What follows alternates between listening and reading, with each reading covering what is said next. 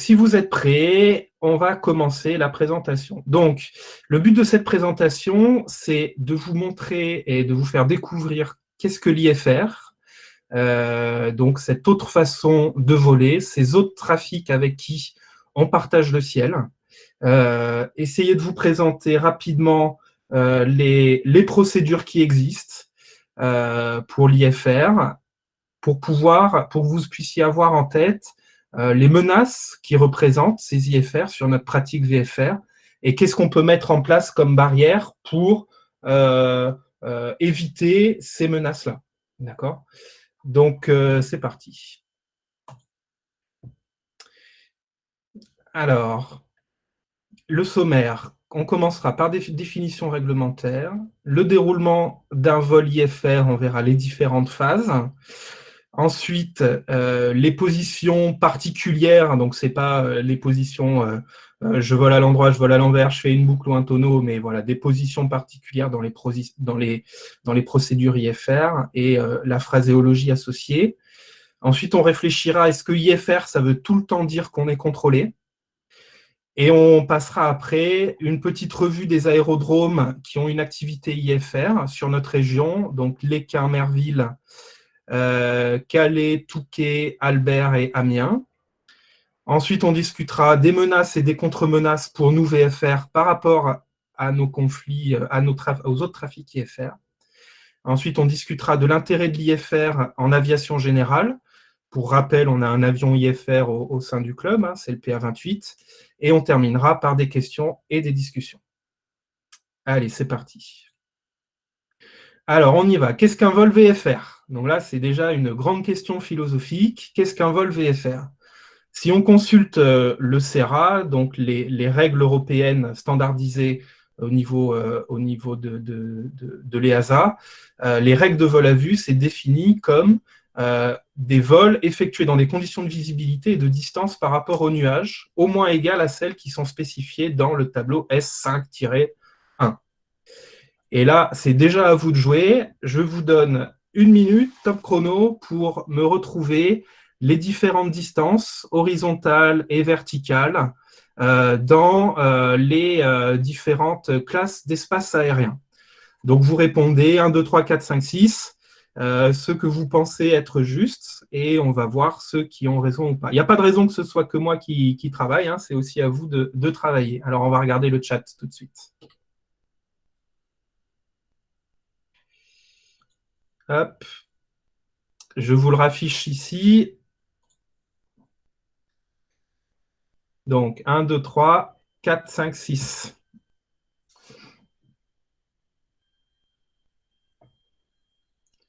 Allez, soyez pas timides, mettez les réponses. On va voir petit à petit.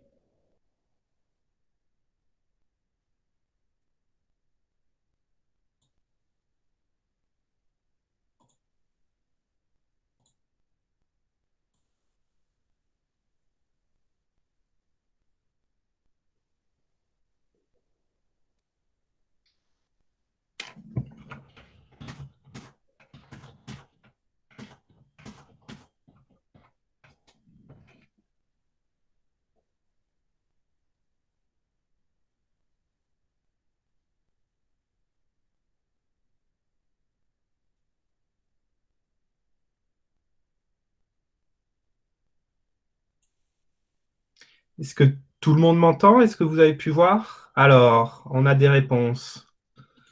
Le premier, 1500 mètres, nous dit FX. On va voir. Bien vu, 1500 mètres. Alors, on y va, on continue.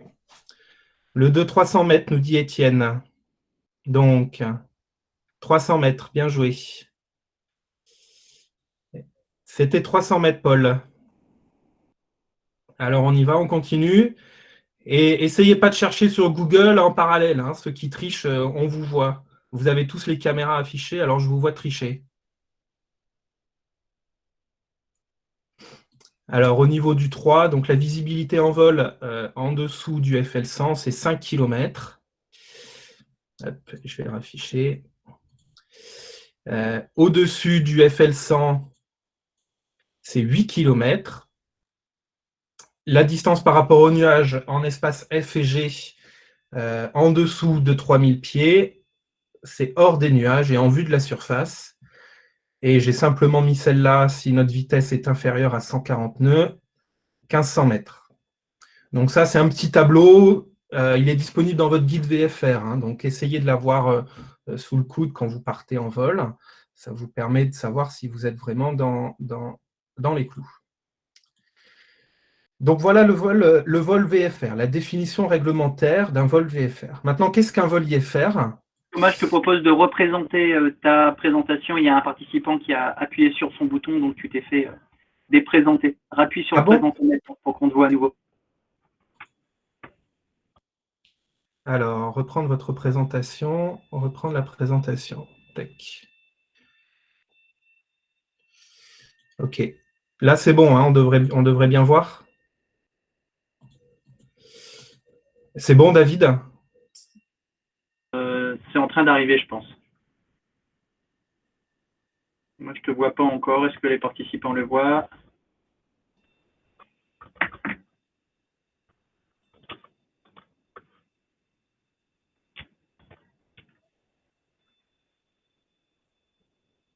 Je pense que c'est bon. Alors, OK. On ne voit plus ton écran. Ah, il y a encore Alex qui est en train de présenter. Ouais. Donc, faites attention quand vous cliquez. C'est peut-être quand les gens rejoignent David qui clique sur présenter. Peut-être. Bon, normalement, là, c'est bon. Donc, n'hésite pas à me prévenir, David, hein, si ça saute ou quoi. Ça roule. Parce que du coup, moi, je ne peux pas le voir. Hein.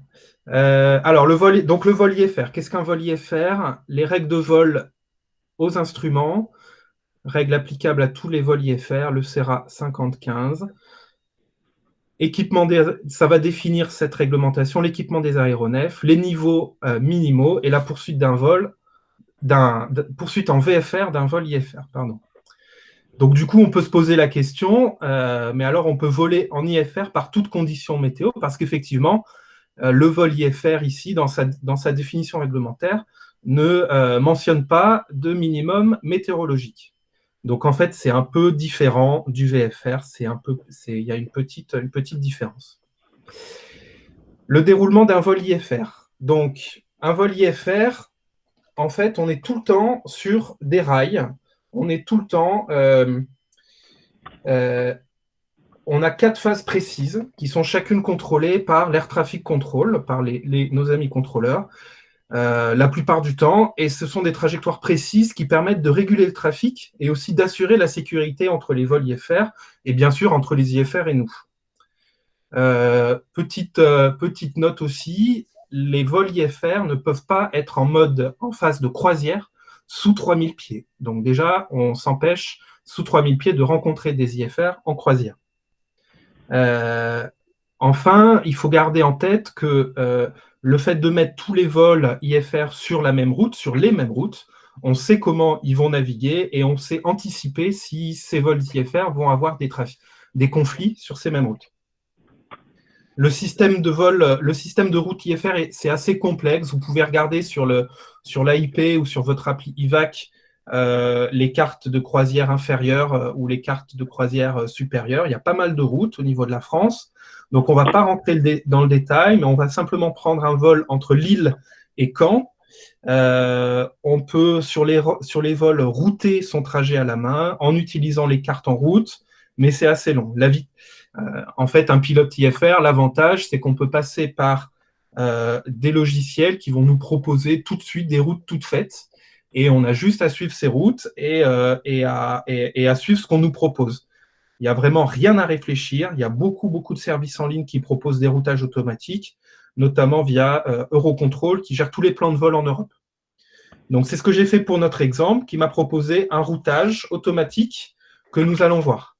Donc, le routage que m'a proposé sur le plan de vol, le voici. Hop, pardon, je reviens un peu en arrière. Donc, entre Lille, ici, on reconnaît 2 petits codes qui sont le N 0183, c'est la vitesse en nœud, et le F 078, c'est l'altitude de croisière en niveau de vol. 070, l'altitude de croisière en niveau de vol. Et on va voir petit à petit les différents tronçons apparaître ici. Donc ça, c'est celle que j'ai choisie. Voilà. Les routes possibles, en fait, on va les retrouver dans l'IAIP. Donc, pour retrouver l'IAIP, pour consulter l'IAIP, notre Bible, le site du SIA, on va consulter l'AIP en vigueur du 27 février. On va dans les cartes de croisière pour les cartes en route. Donc là, voilà une petite idée des cartes en route. Hein.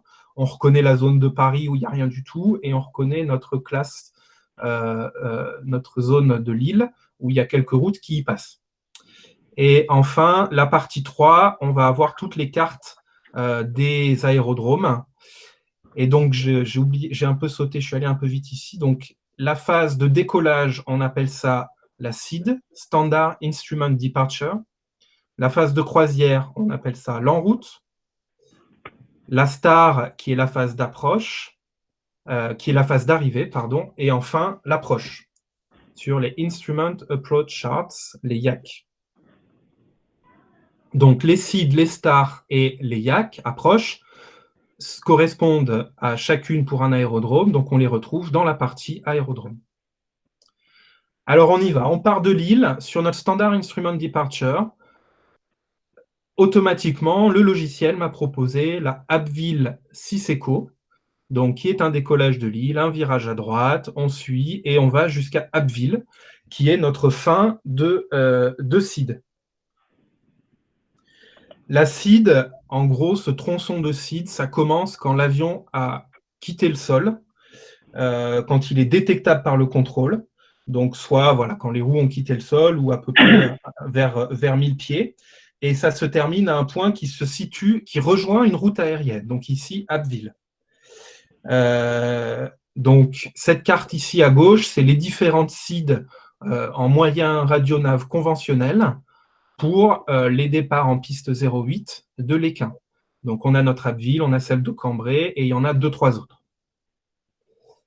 Une petite remarque ici. Donc, on a l'itinéraire qui est donné avec une première clearance initiale que le contrôle va donner à un IFR du niveau 70.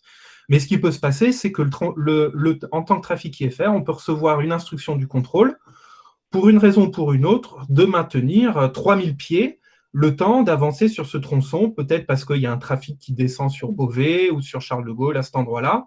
Et donc, on nous demande, en tant que trafic IFR, de maintenir une altitude en dessous du FL70 ici. Donc, même si on monte vite, on peut être en altitude assez basse sur ce tronçon de départ. Et nous, on sait très bien qu'en tant que VFR, quand on part de notre terrain en herbe de l'île Marque et qu'on va vers le sud, ici, on navigue vers 1500 pieds. On peut demander à l'info de monter un peu plus haut, et c'est possible qu'ils nous le refusent parce qu'on peut être en conflit avec des trafics qui naviguent sur cette SID ici. Donc, même s'ils montent vite, vous pouvez facilement vous retrouver au même niveau qu'un trafic IFR, notamment sur les phases de départ et d'arrivée. D'accord ? Ensuite, en route, donc l'en-route que m'a proposé le logiciel, par Abbeville, la route 50 qui va jusqu'au VOR de Dieppe. Donc Abbeville, on arrive avec notre SID sur le VOR d'Abbeville et on suit notre route jusqu'au VOR de Dieppe. Tout comme en VFR. Alors en VFR, est-ce que vous vous souvenez des règles des niveaux de vol ? Les voilà. Donc vous vous souvenez, quand on va vers le Portugal, c'est pair et on ajoute 5. Et quand on va vers l'Italie, c'est impair et on ajoute 5. Eh bien, en IFR, c'est pareil. Simplement, on a 0 derrière. Donc c'est génial. On croise jamais les IFR. Bon, pas tout à fait quand même. Comme on en a déjà un peu discuté, pas tout à fait. Ensuite, on arrive à Dieppe, et à Dieppe, il y a la Standard Terminal Arrival Route, la STAR, de Caen, qui va nous amener depuis Dieppe jusqu'à notre Initial Approach Fix, le point où va débuter l'approche. Donc, sur la STAR, il est indiqué encore une fois ici des paliers de descente pour lesquels on va devoir, en trafic IFR sur cette procédure d'approche, se conformer. Et de la même façon que tout à l'heure, l'IFR peut recevoir des instructions du contrôle ATC pour atteindre l'IAF à une certaine altitude, pour se faire mettre en attente ou des choses comme ça.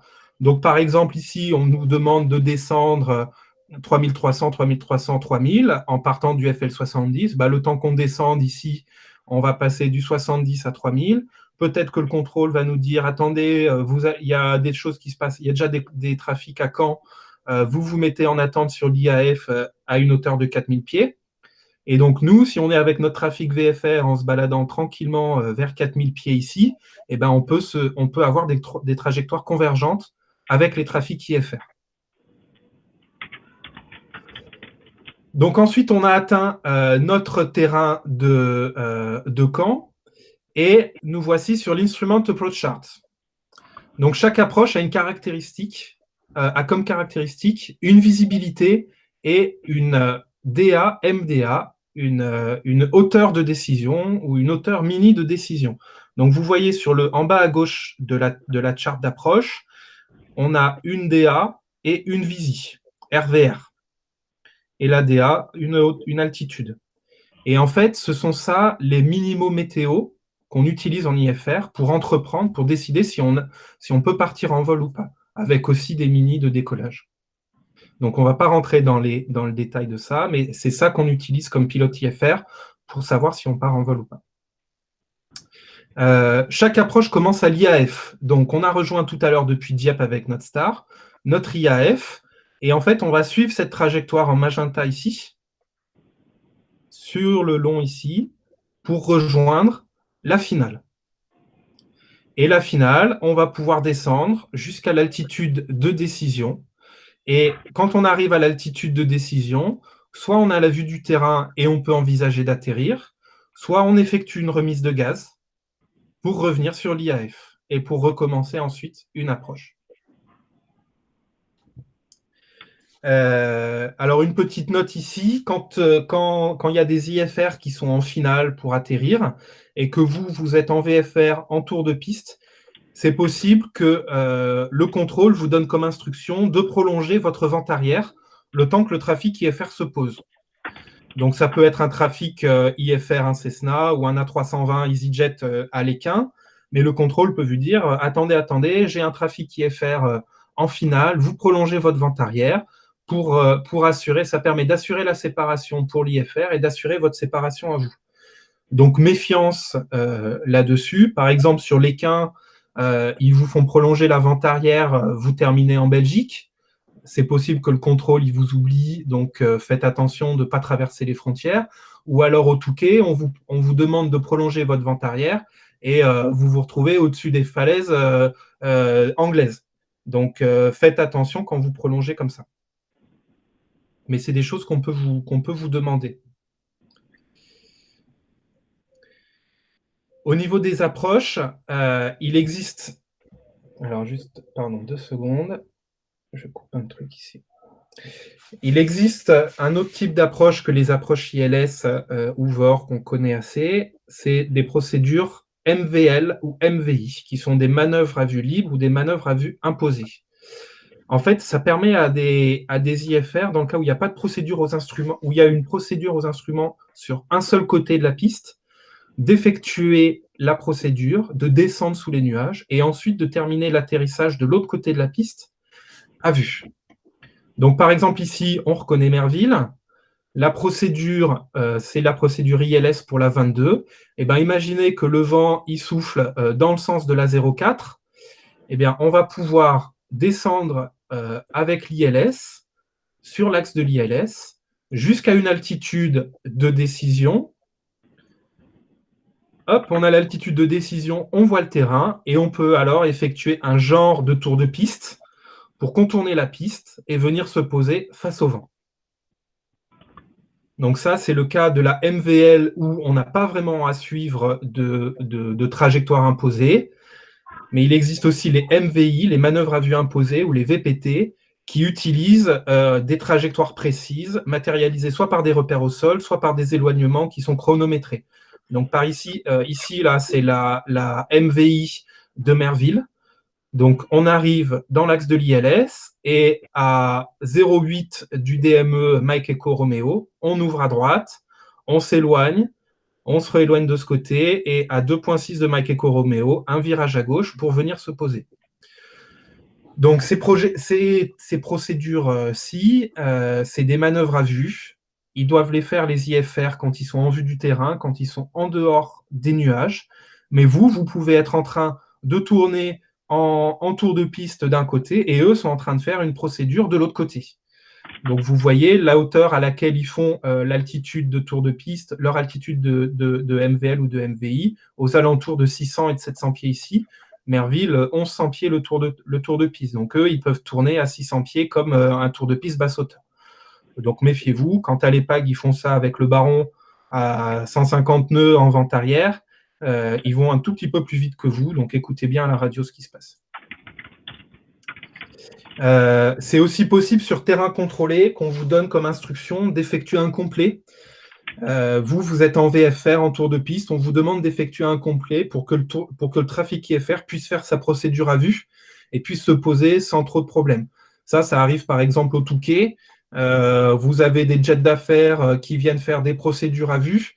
Le contrôle peut vous demander de poser, de vous mettre 2 minutes sur le parking, le temps que le Cessna Citation il fasse son tour de MVL et il se pose. Ça permet d'éviter des conflits avec des avions qui ont des vitesses différentes. Une petite slide maintenant sur les positions particulières et la phraséologie. Donc, tout comme en VFR, le trafic IFR doit faire des reports de position. Donc, sur cette slide, je vous montre les différents reports de position pour les trafics IFR et savoir un petit peu traduire ce que dit le trafic IFR, ça permet d'anticiper la position, enfin, ça permet de connaître la position et d'anticiper la trajectoire. Donc, on voit ici, le support ici, c'est un support assez basique de procédure, mais c'est un peu Merville. Donc, avec une procédure ici pour descendre sur un axe ILS. Donc, le premier point, ici, Fox Hotel Uniform Alpha Lima, outbound in the procedure. Je vous les ai mis en anglais parce que souvent, notamment à Merville, les PAG, on faisait les procédures en anglais. Et de toute façon, si c'est des procédures qui sont faites en radio en français, ce sera grosso modo le même phraséo. Donc, si vous entendez procédure, vous pouvez anticiper que l'avion va descendre et atterrir. Si vous attendez hold ou attente, hippodrome d'attente, vous pouvez anticiper que l'avion va rester à une certaine altitude et se mettre en attente. Donc, simplement, le premier point, outbound in a procedure. Ensuite, inbound in a procedure. Alpha Lima inbound turn ou procedure turn. Ensuite, established on a localizer. Le localizer, c'est l'axe final. Ensuite, leaving 2000 feet on final. Ensuite, passant Charlie Oscar, donc Charlie Hotel, la balise ici, on final. On final. Et ensuite, le going around, si on n'a pas la vue sur la piste. Et enfin, inbound in the procedure. Donc, ce qu'il y a à retenir un petit peu, c'est si vous entendez procédure, l'appareil va descendre pour l'atterrissage. Si vous attendez hold, il va rester dans l'hippodrome d'attente à une altitude, par exemple à Merville, l'altitude mini de l'attente, c'est 2000 pieds. Et 2500 pieds même. Et si vous entendez inbound ou established on a localizer, ils sont en train de se mettre en finale pour atterrir. Alors, on y va. L'IFR, est-ce que c'est tout le temps contrôlé? Qu'est-ce que ça signifie contrôler? Donc, contrôler, ça signifie que l'ATC voit le trafic au radar et peut lui donner des instructions. Mais du coup, s'il n'y a pas de radar ou si on ne voit pas le trafic, si l'ATC ne voit pas le trafic au radar, ça veut dire qu'il n'y a pas d'IFR. Ben, en fait, si. Sans rentrer dans le détail des procédures IFR sans contrôle, ce qu'il vous faut garder à l'esprit, c'est que c'est vraiment quand des trafics IFR sont sans contrôle et qui doivent assurer eux-mêmes leur séparation à vue avec les autres trafics VFR et les autres trafics IFR, c'est là qu'il y a le plus de menaces, c'est là qu'il faut vraiment qu'on qu'on mette en place nos trucs habituels de regarder dehors, de voir et être vu, de parler à la radio. La principale contre-menace de l'IFR non contrôlé, c'est la radio. Le trafic IFR, il a obligation, tout comme nous, de faire des comptes rendus de position. Et même encore plus que nous, l'ATC va lui demander, vous me rappelez dans 10 minutes, verticale telle balise, vous me rappelez dans tant de minutes pour me communiquer votre position et votre trajectoire.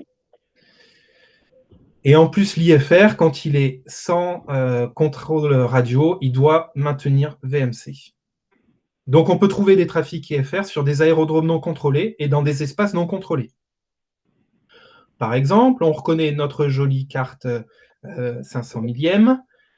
Toute cette zone qui est en marron ici est très souvent une zone dont les contrôleurs de l'Équin, de l'info de Lille, n'ont pas de couverture radar. Donc, il y a souvent des IFR qui se promènent ici, notamment les PAG, avec le DA42, le Baron ou le TB20, et qui font des évolutions autour du VOR de Boulogne, des évolutions IFR et VFR entre 3000 et 5000 pieds. Et là, le contrôle ne les voit pas au radar souvent, et ils sont non contrôlés. Ou alors, quand on navigue ici entre Touquet et Calais, on n'a pas de visibilité, le contrôle ne nous voit pas. Donc, il faut vraiment faire attention. Quand on est en VFR, et on le dira jamais assez, il vous faut vraiment avoir un contact radio avec le SIV dans ces zones non contrôlées. C'est ce qui vous donnera le plus de sécurité par rapport au trafic IFR qui circule dans cette zone-là. On continue sur le non contrôlé, et notamment les aérodromes non contrôlés. Donc, comment ça se passe sur les aérodromes non contrôlés, et notamment ceux d'abord qui ont un AFIS. Donc, sur les AD contrôlés, c'est l'ATC qui va gérer les trafics IFR et VFR, la séparation, donner les instructions. Dans les AD contrôlés, non contrôlés, comment ça se passe? On va voir les deux cas de l'aérodrome avec un AFIS, comme à Amiens, ou l'aérodrome en auto-info à Merville le samedi. Donc, dans le cas d'un AFIS, ce qui se passe, c'est qu'un IFR va être prioritaire dans certaines conditions. S'il est en approche directe ou s'il est en VPT, la VPT, c'est la manœuvre à vue imposée. S'il est en approche à vue, qu'il est déjà passé à vue, il doit évoluer en VMC et il doit s'intégrer selon le trafic VFR. Donc là, il faut communiquer avec lui et il va communiquer avec vous pour s'entendre. Vous êtes en approche VFR, vous respectez vos règles d'intégration sur aérodrome non contrôlé avec l'AFIS. Et ensuite, la réglementation spécifie, hors entente préalable, un pilote IFR, un pilote VFR doit évoluer de manière à ne pas compromettre la poursuite de l'approche et de l'atterrissage d'un aéronef en IFR, en approche directe ou en manœuvre à vue imposée.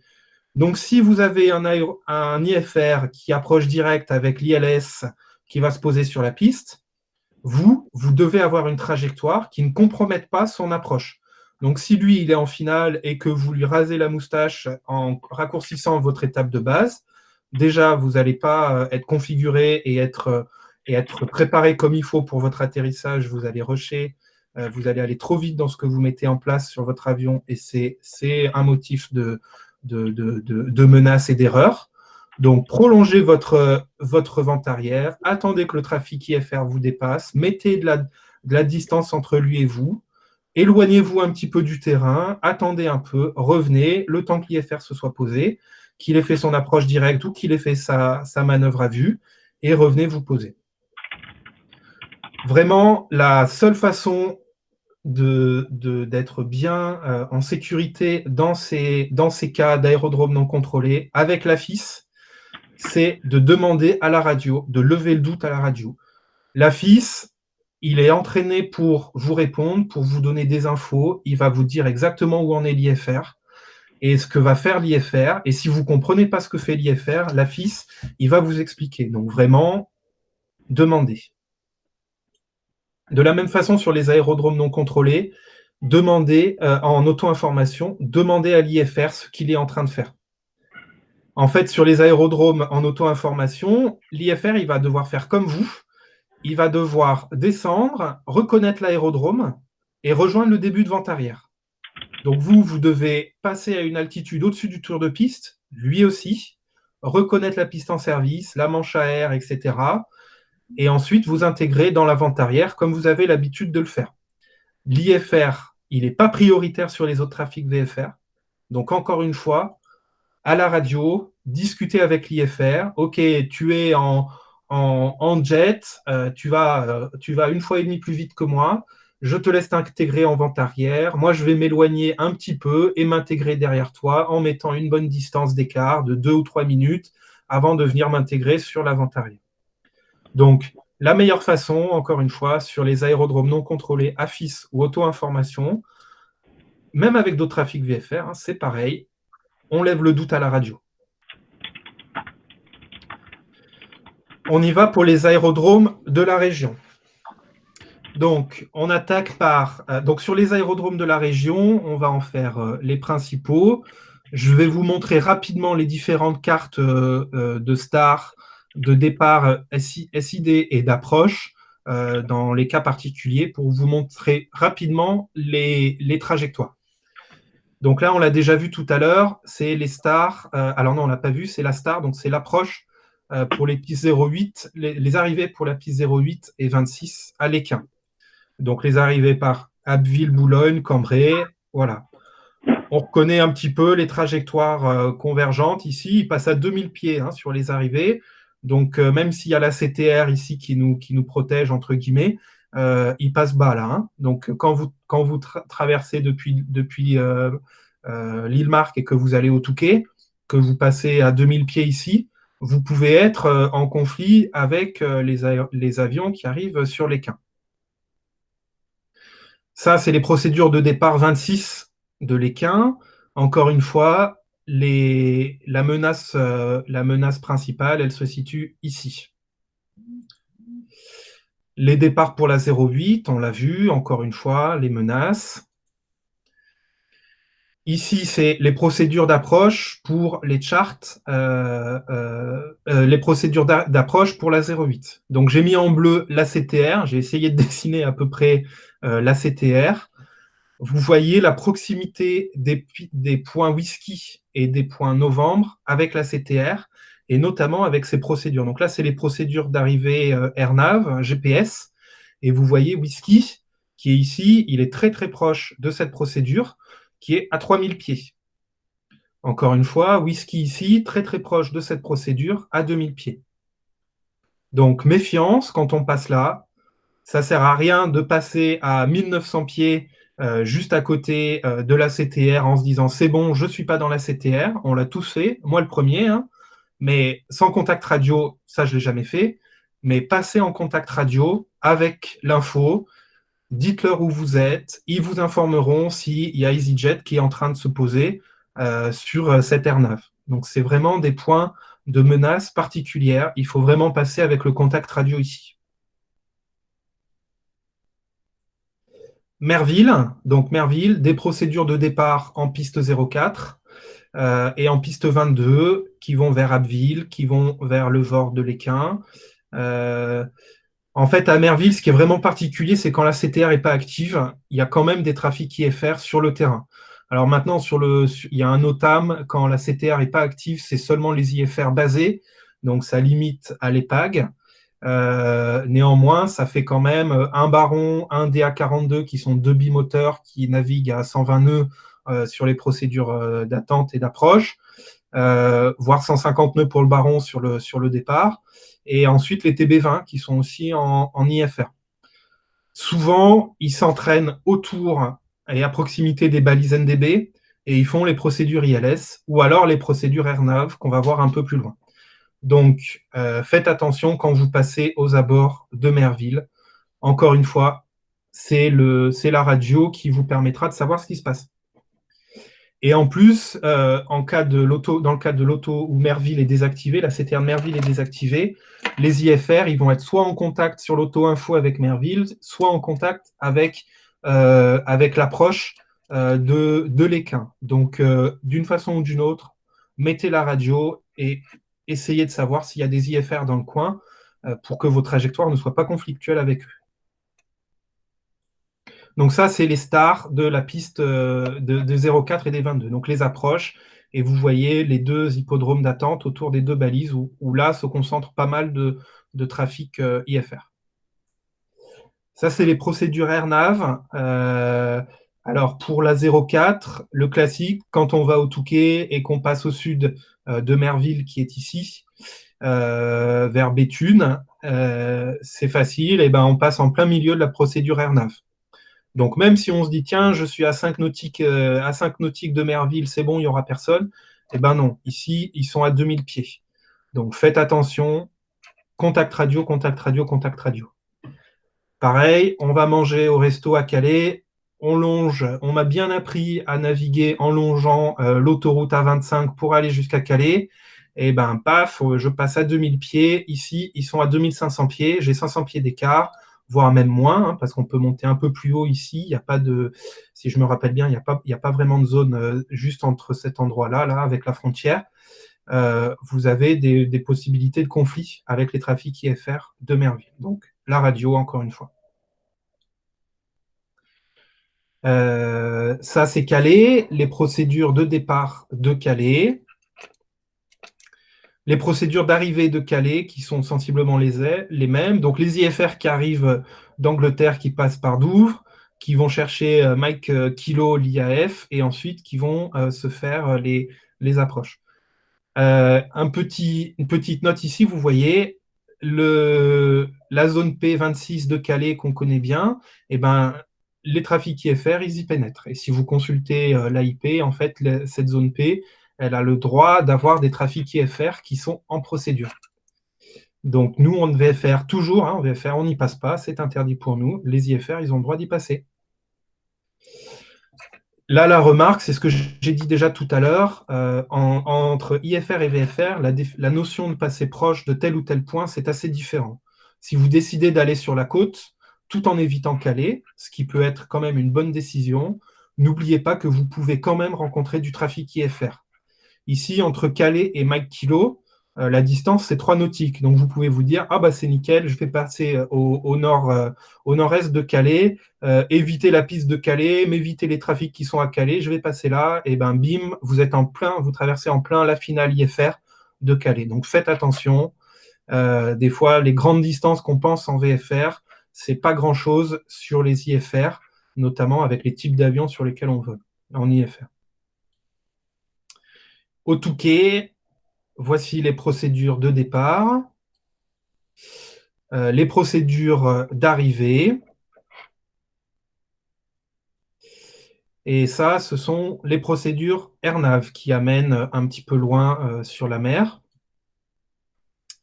Donc voilà, Touquet, il y a pas mal d'IFR quand même. Quand j'étais à l'école en Angleterre, on venait de temps en temps au Touquet pour tourner. Donc quelques IFR, quelques Anglais. La chance au Touquet, c'est qu'il y a des contrôleurs, donc ils seront en mesure de vous informer. Mais voilà, si vous avez un IFR qui est en train de faire l'approche AirNav, vous, ils vont vous dire non, non, sur la 13 ici, vous, ils vont vous dire non, non, poursuivez votre vente arrière le temps que le trafic IFR se pose. Je poursuis mon approche, ma vente arrière à 1100 pieds, et ben je suis au-dessus de la mer, et si j'ai une panne moteur, je rentre à la nage. Donc faites attention, si je vous propose ça, de dire, OK, je ne veux pas aller au-dessus de la mer, donc je m'éloigne, dites-moi de quel côté je peux m'éloigner pour que ce ne soit pas un danger pour l'IFR, et moi je m'éloigne le long de la côte, je reste à une bonne distance de la côte, je vais voir jusqu'à Boulogne, et je reviens. Mais demandez-leur au contrôle ce qui vous convient de faire. D'accord ? Au niveau de Albert, donc Albert, on le sait, il y a la grosse baleine, le gros beluga, qui y va de temps en temps. Les procédures de départ de CID d'Albert, avec les PAG, on y allait régulièrement à Albert aussi. Hein. Les procédures CID d'Albert, voilà, ils décollent, ils vont vers Cambrai, ils vont vers d'autres points, etc. Quand vous allez, vous, à Albert, il y a la CTR, ou alors il y a de l'auto-info, donc renseignez-vous bien. Je pense que s'il y a le beluga, généralement, ils ouvrent la CTR, il y aura un contrôleur si jamais il y a le beluga qui se pointe le week-end. Néanmoins, faites attention quand c'est en auto-info. ce qui est particulier pour Albert, c'est si vous allez à Péronne, LFAG, qui est juste au sud. Donc là, il y a 15 nautiques d'écart entre Albert et Péronne. On peut se dire, c'est bon, je vais passer bien au large d'Albert pour aller direct sur ma verticale de Péronne. Eh bien non, vous avez toutes les procédures d'Albert qui passent à cet endroit-là. Donc, encore une fois, on reste avec l'info de Lille jusqu'à arriver. On leur demande s'il n'y a pas de trafic IFR, si vous pouvez traverser à votre altitude. Demandez, histoire qu'ils ne vous oublient pas. Ou alors, vous leur demandez à passer avec le contrôle d'Albert. Même si vous êtes en dehors de la CTR d'Albert, vous pouvez tout à fait les contacter pour leur dire, voilà, je vais longer votre CTR de nord-sud à telle altitude pour vous informer. Il n'y a pas de trafic en procédure d'arrivée, etc., ou en procédure de départ. Donc voilà, la radio. Amiens, LFAY. Alors, sur Amiens, il n'y a pas de CID, il n'y a pas de star, et pourtant, il y a du trafic IFR. Bon, là, qu'est-ce qui se passe? On est complètement perdu, mais comment ça se fait? On va aller consulter ce qu'il nous faut. C'est l'AIP. Et dans l'AIP, consigne recommandée pour un départ IFR. Sur la piste 12, les procédures de départ. Sur la piste 30, les procédures de départ. Et sur la charte, sur les approches, à Amiens, il y a des approches AirNav seulement sur la piste 30, parce que de l'autre côté, il y a la ville d'Amiens, donc ils ne font pas de procédure IFR qui passe juste au-dessus de la ville d'Amiens. Et il y a la procédure, c'est une c'est une NDB qui utilise Golf India ici pour atterrir sur Amiens. Et qu'est-ce qui se passe quand on a le vent qui souffle de l'est? Eh bien, on va faire une petite manœuvre à vue, donc le petit tour de piste jusqu'à notre minima, hop, et on va ouvrir et on va venir se poser face au vent à Amiens. Alors, voilà pour les aérodromes de la région. Donc, on en a beaucoup parlé, j'en ai beaucoup parlé. Les menaces, et ceux qui volent avec moi savent que je fonctionne un peu comme ça. C'est comme ça qu'en aviation professionnelle, on fonctionne. C'est le principe du TEM, du Threat and Error Management, donc d'identifier les erreurs et d'identifier les menaces. Les menaces, c'est tous les problèmes qui viennent de l'extérieur. Les erreurs, c'est tous les problèmes qui viennent de nous. Donc les erreurs, c'est je rentre la mauvaise fréquence radio sur mon bloc radio, c'est une erreur. Les menaces, c'est le trafic IFR, c'est la météo. Donc voilà, c'est tout ce qui vient de l'extérieur. Et pour parer à ces menaces ou à ces erreurs, on met des barrières ou des contre-menaces. Donc, identifions, et on va faire un résumé, des menaces de l'IFR pour nous qui sommes en VFR. La plupart des IFR sont des avions plus gros. Donc, les A320 à l'Équin, 180 nœuds, 330 km/h en phase d'approche. Le Baron 58 à Merville, 120 nœuds en phase d'approche, 220 km/h. Ils peuvent être aussi invisibles, entre guillemets, ces IFR. Ils sont juste au-dessus des nuages, en dessous des nuages, ils dépassent à peine, on ne les voit pas. Ils sont proches, mais on ne les voit pas. Et pareil ici. Donc ça, c'est deux principales menaces. Qu'est-ce qu'on a comme contre-menace pour ça? On anticipe notre préparation. Est-ce que j'ai de l'activité IFR sur mon terrain de destination, sur ma route? Sur ma route, c'est pratiquement sûr que vous en avez d'une façon ou d'une autre, on l'a vu. Comment on sait qu'il y en a? Eh bien, on consulte notre jolie carte. Là, s'il y a une CTR sur un terrain, 99% de chance qu'il y ait une activité IFR à un moment donné. Et Amiens, il y a de l'activité IFR, mais il n'y a pas de CTR. Alors, qu'est-ce qui nous indique qu'il y a de l'activité IFR à Amiens? On va consulter notre VAC, et pas simplement la carte, on consulte toutes les informations de la VAC, et on voit que c'est indiqué, activité IFR possible.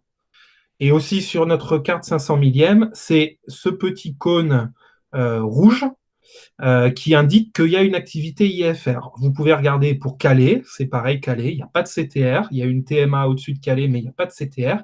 Mais on a ce petit triangle rouge qui nous indique qu'il y a de l'activité IFR.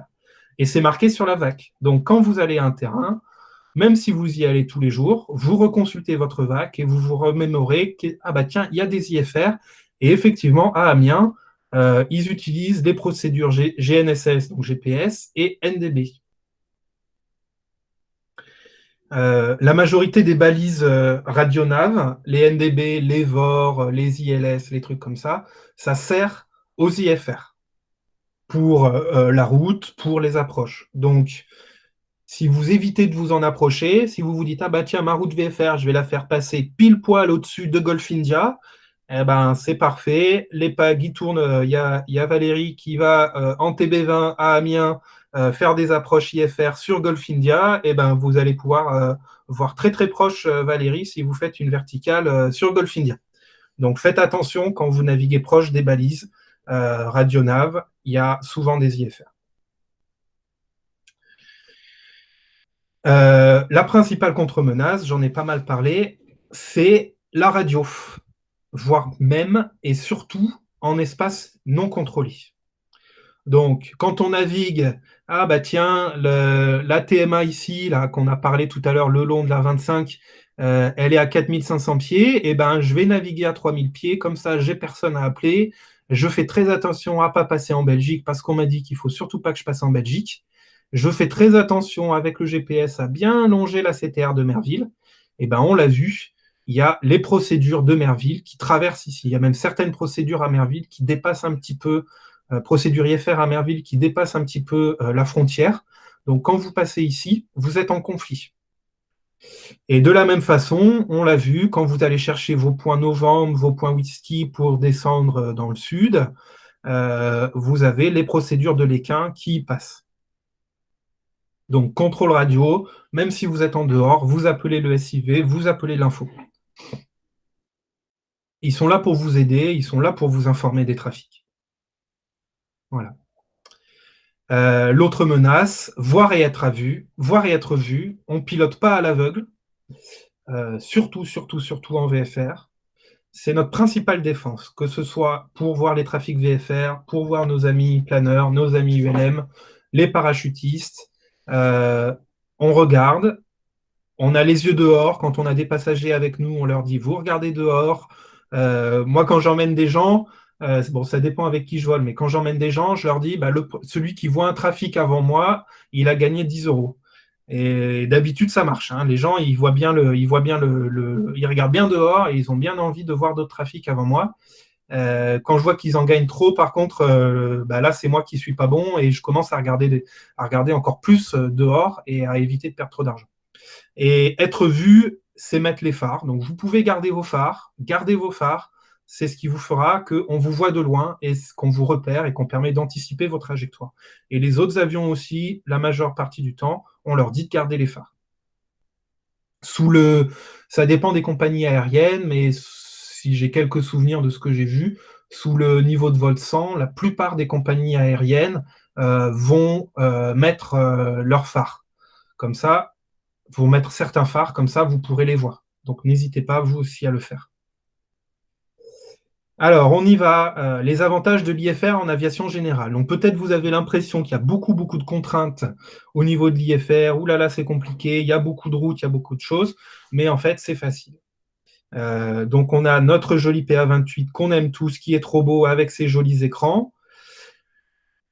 Les avantages de l'IFR en aviation générale, au niveau de la météo, même si on ne s'en affranchit pas, ça permet de voler par temps dégradé. Donc, je l'ai un peu mentionné, la météo en IFR.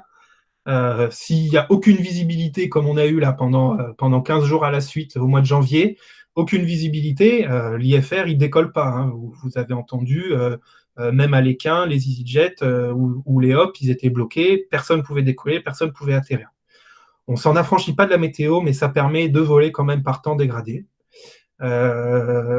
C'est une sécurité supplémentaire d'avoir une qualif IFR, parce que si vous vous retrouvez dans les nuages un jour ou un autre, eh ben, vous saurez vous en sortir. Et enfin, c'est moins de contraintes en termes de navigation, parce que de toute façon, il y a juste à suivre la route qui est marquée sur la carte et à suivre ce que nous dit le contrôle, et c'est tout bon. Simplement, il y a pour votre info, il y a des qualifs IFR qui sont relativement récentes. C'est le cas de la qualif en route du FCL 800, le FCL 825, donc c'est la qualif IFR en route. Et en fait, c'est les phases de départ, d'approche, d'arrivée et d'approche doivent se faire en VFR. Et simplement, on vous donne le droit de faire de l'en-route en IFR. Donc c'est pas mal, ça permet de faire des trajets au-dessus des nuages et de percer un petit peu, descendre un peu sous les couches pour finir les approches et les arrivées en VFR. Voilà, alors les points clés de cette petite présentation. Les deux activités sont vraiment compatibles l'une avec l'autre, VFR et IFR. On l'a mentionné, je l'ai mentionné, il existe des points chauds, mais si on anticipe ces points chauds, on réduit le risque, et c'était vraiment le but de cette conférence aujourd'hui. Et ensuite, en continuant d'appliquer les principes de sécurité comme d'habitude, on se garde des barrières. Donc, on respecte les procédures et les trajectoires qu'on a l'habitude de faire, les intégrations d'habitude, passer par les points VFR remarquables. Voilà. On anticipe les trajectoires des autres. On anticipe sa propre trajectoire. Ensuite, le voir et être vu. Et enfin et surtout, on utilise la radio pour lever le doute, que ce soit avec le contrôle ou en auto-info ou avec un affixe sur les aérodromes non contrôlés. Et voilà, est-ce que vous avez des questions ou on peut en discuter? Je vous laisse me dire dans le chat si vous avez des questions et je vous donnerai la parole. Merci à tous.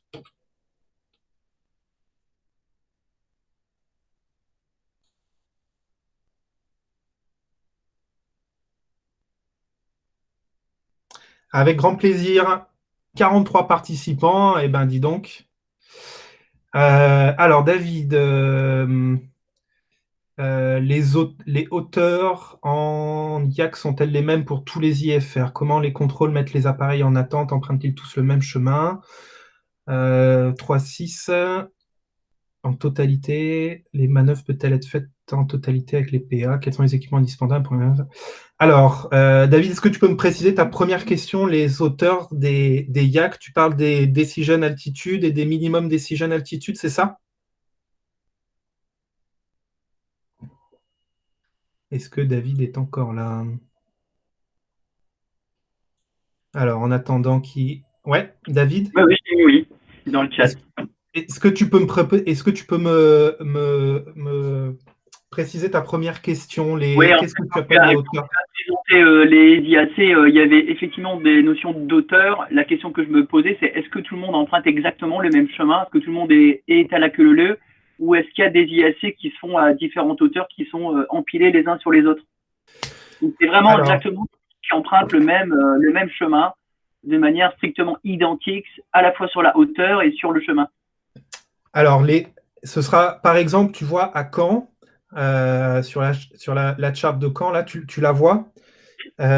Donc, effectivement, ce chemin-là, tout le monde va emprunter le même. Tout le monde va arriver sur l'IAF. Il y a plusieurs approches possibles, mais si c'est l'ILS Zulu qui est utilisé à Caen, eh ben, tout le monde va faire la même procédure, à la même hauteur, à la même altitude. Donc, ça va commencer à 3000 pieds, et éloignement à 3000 pieds ici, et quand ils vont arriver sur la finale, commencer la descente.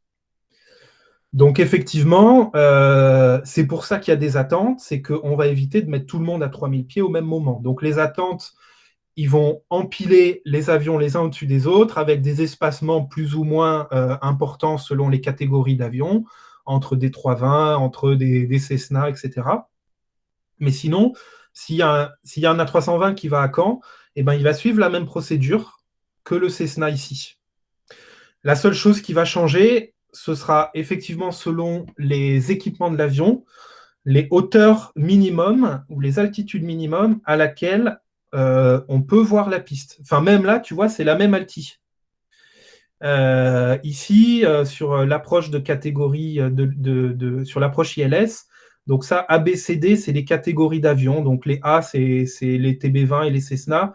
les B, c'est les barons, et les CD, c'est les A320 et les autres plus gros.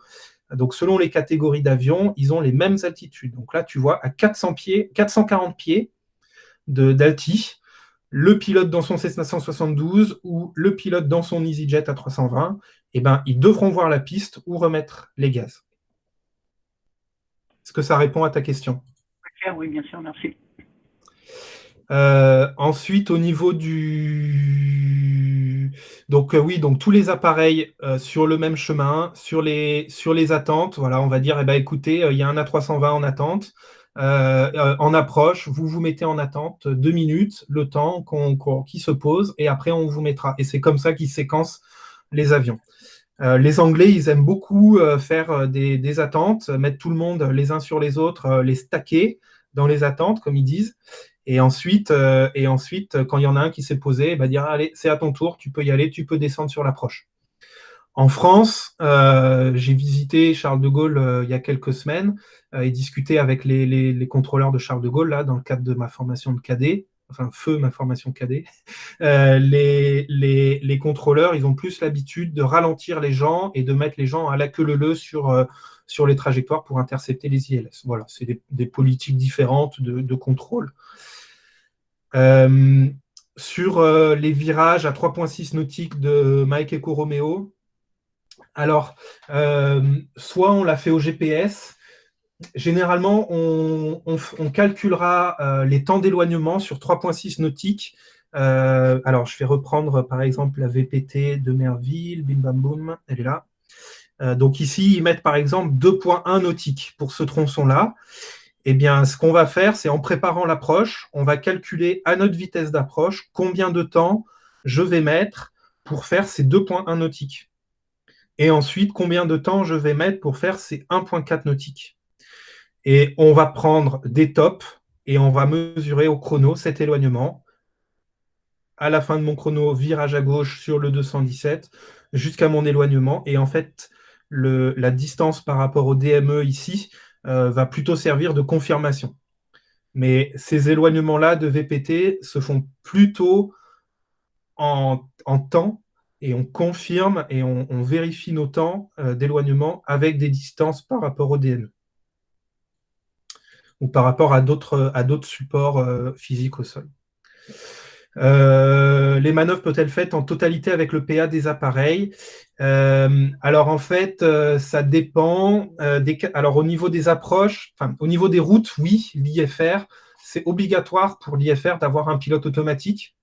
Il y a quelques dérogations sur les réglementations, mais sinon c'est obligatoire d'avoir un pilote automatique, voire deux, dans le cas où on fait des approches par basse visibilité. Mais de toute façon, 90% des approches sur les ILS, sur les GPS, etc., à un moment ou à un autre, le pilote va reprendre contrôle, va désactiver le pilote automatique et faire l'atterrissage. Il existe des possibilités de faire des approches complètement au pilote automatique, des autolandes, jusqu'à la décélération de l'avion où le pilote reprend le contrôle de la décélération de l'avion. Mais c'est dans des conditions très particulières.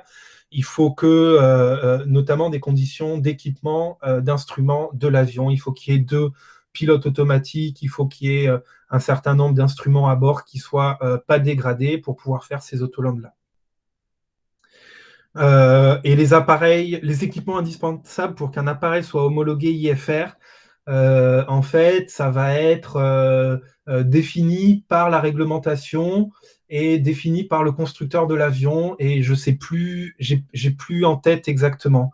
Ça va être un pilote automatique ou deux. Ça va être des boussoles. Ça va être un chronomètre. Par exemple, en IFR, c'est obligatoire d'avoir un chronomètre à bord. Voilà, j'ai plus le détail. En IFR, c'est obligatoire d'avoir 2 radios, par exemple. Voilà. Et les équipements IFR évoluent parce que au fur et à mesure, donc ça c'est un petit aparté, au fur et à mesure que le trafic IFR se densifie, enfin le trafic avion VFR et IFR se densifie. Bon, en ce moment, le trafic n'est pas très dense, vous vous en doutez, mais au fur et à mesure qu'il se densifiait, ce trafic, ils ont eu besoin de réduire les espacements entre les avions. Et pour réduire les espacements entre les avions, eh bien, il faut qu'on assure une sécurité supplémentaire. Donc, on a équipé de plus en plus les avions d'instruments de détection d'écart supplémentaires pour assurer les sécurités. Et donc, si un avion, par exemple, dans des zones particulières en Europe, au-dessus du niveau 110, je crois, les espaces avec des altis réduites, eh ben, il faut un GPS de telle catégorie, des systèmes à bord de telle ou telle catégorie, etc. Donc, c'est un peu ça les équipements indispensables. Est-ce que j'ai répondu à tes questions? Alors, il y en a d'autres, super. Alors, bonne question. Pour être IFR ou pour certaines qualifs IFR, notamment la en route, faut-il obligatoirement avoir la qualification en anglais? Eh bien non. Pour la FCL 825, il n'est pas obligatoire d'avoir le FCL 055 anglais. On peut faire de l'IFR en français en France. Et ça, c'est plutôt pas mal. Et il y a quelques années, enfin, l'IFR en anglais, c'est vraiment un vieux sujet qui ressort régulièrement. Les contrôleurs de Gaulle nous en ont parlé aussi de temps en temps.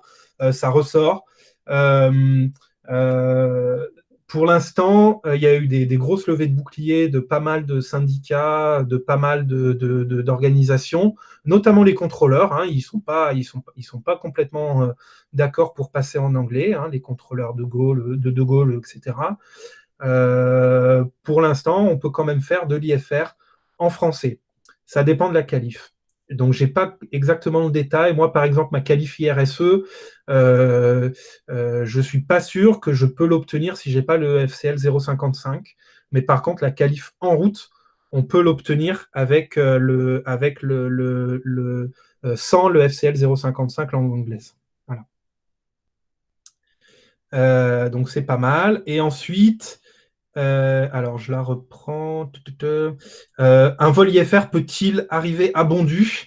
Eh bien, à Bondu, il n'y a pas de procédure IFR. Par contre, ce qui peut se passer, c'est que on navigue, par exemple, entre Caen et Bondu. Donc, on peut mettre un plan de vol départ de Caen, arrivée Bondu. Et le plan de vol va se terminer en VFR. Donc, à un moment, on va passer sous une certaine altitude. Donc, je crois il faut acquérir les conditions VFR, les conditions VMC avant 3000 pieds. Et donc là, le contrôle va nous dire, OK, est-ce que vous êtes en VFR maintenant? Est-ce que vous acceptez en condition VMC et est-ce que vous acceptez de passer en VFR? Et donc, on peut dire oui, je suis en condition VMC, j'accepte de passer VFR. Et donc, le contrôle va nous guider en IFR jusqu'à une zone, par exemple, voilà, jusqu'au point novembre, jusqu'à 3000 pieds jusqu'au point novembre. Ils vont nous dire, OK, vous êtes en VMC maintenant, et ben votre plan de vol IFR, monsieur, est terminé, monsieur, madame, est terminé. Vous continuez en VFR et vous continuez jusqu'à Bondu en VFR. Donc, c'est possible. Mais voilà, il n'y a pas d'approche. Peut-être bientôt, on fera une approche GPS sur Bondu, mais bon, peut-être pas. C'est déjà assez, assez compliqué comme ça, toutes nos approches. Alors, si on rajoute une approche GNSS sur Bondu, moi j'aimerais bien, hein, mais bon, ce serait compliqué quand même. Alors, Nathalie, est-ce que tu as quelques remarques à faire? Je te laisse la parole si tu es toujours là, oui?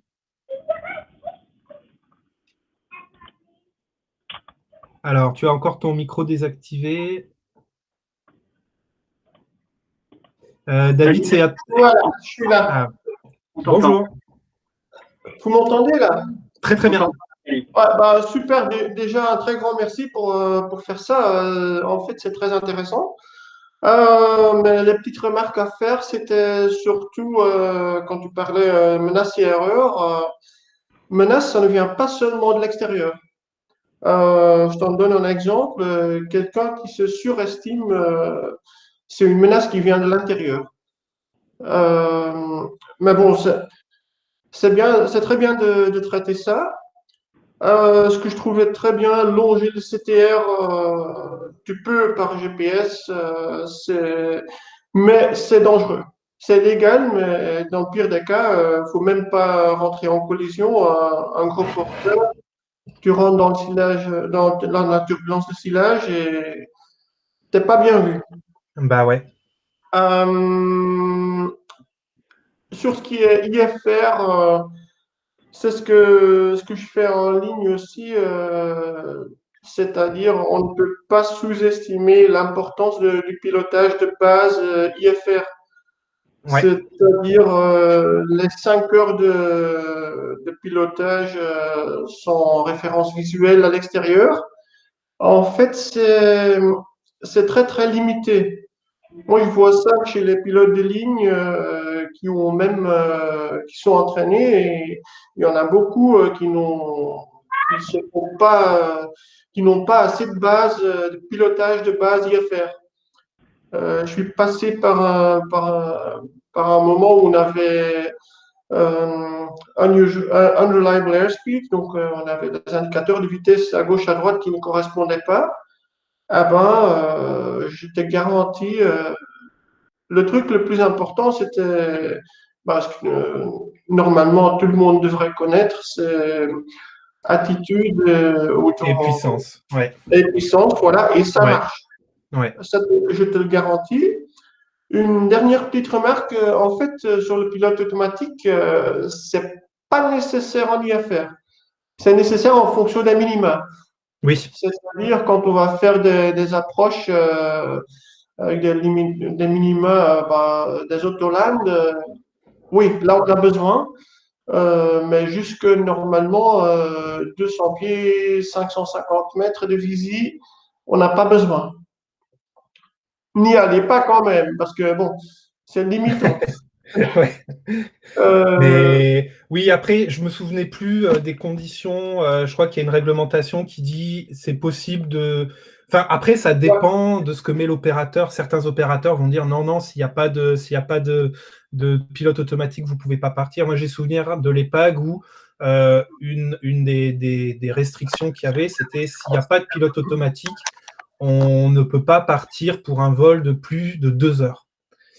Donc, c'est les opérateurs qui vont rajouter des limitations. Mais effectivement, peut-être réglementairement, il n'y a pas de truc non, sur le PA. mais le point contraint là, mais on n'a pas le problème en moteur piston. C'est une fois Oui, qu'on oui. monte dans la zone de séparation réduite, Oui, que c'est c'est-à-dire au-dessus obligatoire. de 28 500 pieds. Ouais. Alors là, on a absolument besoin, mais en dessous, on n'a pas besoin. Et je me rappelle, et on me ramené en avion sans PA. Donc, pour moi, c'était amusant. Ouais, c'est marrant. Ouais. Ouais. C'est comme une fois que c'est bien compensé, il n'y a pas de souci. Donc, ben voilà, Super. Merci c'était beaucoup. quelques petites remarques que j'avais. Peut-être que j'en trouverai des autres et je serais contente de les partager. Merci beaucoup. De rien. Alors, la question de Stanislas. Oui, je mettrai, on trouvera un moyen de vous partager la présentation. Je la donnerai en PDF, aucun souci. Et au niveau des cartes de manœuvre, de départ et d'approche IFR, vous les avez dans l'appli YAC. Donc, soit vous les retrouvez sur le site du SIA, dans l'IAIP du SIA, soit dans VAC, dans l'appli VAC et IAIP, vous l'avez aussi. Vous pouvez regarder ça sur les différents terrains. Simplement, voilà, on peut, en tant que pilote VFR, on ne peut pas vous demander de connaître toutes les procédures. En tant que pilote VFR, pardon, on ne peut pas vous exiger de vous que vous connaissiez toutes les procédures IFR du terrain sur lequel vous allez. Ce n'est pas possible. Simplement, il faut être conscient qu'il y a des procédures qui existent sur le terrain. Il faut être conscient des trajectoires générales de ces procédures.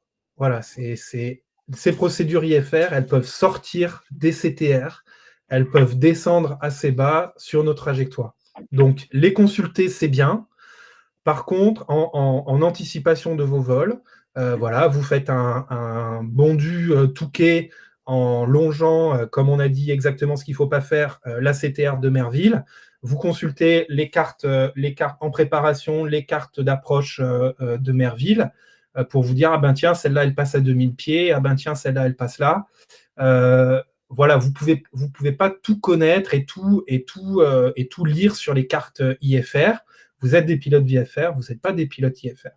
Donc, c'est pour ça que ce qui importe, c'est de voir et être vu, d'anticiper un petit peu et surtout de demander à la radio, allô Merville, est-ce qu'il y a des IFR qui sont en train de tourner en auto-info, bonjour, bonjour Merville, je vais passer par le sud de vos installations, à telle altitude. Voilà, ça vous permettra de mettre au courant les autres et de réduire vos risques de collision et de soucis. Voilà. Donc, effectivement, Fernand a répondu. Il y avait une question de Christophe qui demandait si tous les IFR ont des TICAS. Non, tous les IFR n'ont pas des TICAS. Ah oui, pardon, je l'ai sorti. Donc, première chose, tous les IFR n'ont pas de TICAS. Par exemple, les avions de l'EPAG, il n'y en a aucun qui a un TICAS. C'est les gros qui ont des TICAS.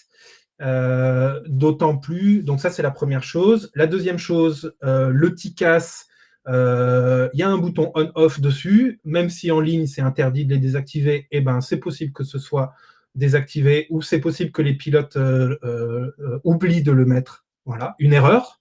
Le pilote oublie de mettre son TICAS, et donc là il ne vous verra pas. Et ensuite le TICAS, c'est pas un radar. Est-ce que tu peux rappeler, Thomas, peut-être ce qu'est un TICAS? Ça semble évident. Oui. Donc un TICAS, c'est pas le même niveau de formation, c'est peut-être intéressant de rappeler. Oui, absolument. TICAS, ça veut dire Traffic Collision Avoidance System. Donc, c'est un boîtier à bord d'un avion qui est lié au transpondeur et qui interroge les transpondeurs avoisinants.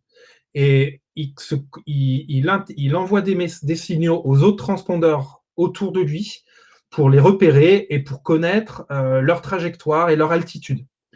Donc, vous, à bord des DR400 et des autres avions, on a des transpondeurs parce que c'est obligatoire. Rappel, les transpondeurs, c'est obligatoire de les avoir sur on et en mode Charlie. Et quand votre transpondeur est sur on, il envoie un message et des informations au radar de l'équin, mais aussi au TICAS avoisinant. Et donc, le RJ, le CRJ de Hop qui est sur la star, sur l'approche à l'équin, eh bien, il peut vous voir si vous avez le transpondeur parce que son TICAS interroge votre transpondeur pour lui dire « Ok, toi, tu es où? Quelle est ton altitude? Quelle est ta vitesse? Quelle est ta détection? Quelle est ta trajectoire ?» Donc, ce n'est pas un radar, c'est un instrument qui interroge. Pardon? C'est un système d'anti-collision. Voilà, c'est un système d'anti-collision qui interroge. Donc, c'est pas un pare-feu, c'est pas sûr à 100%, mais les pilotes en ligne, ils permettent d'anticiper. Il y a des systèmes à bord des avions qui permettent d'anticiper aussi les trajectoires, d'appliquer des corrections automatiques sur les trajectoires, de prévenir tout de suite les pilotes avec des alarmes que le DR400 il est en train de se rapprocher dangereusement de vous.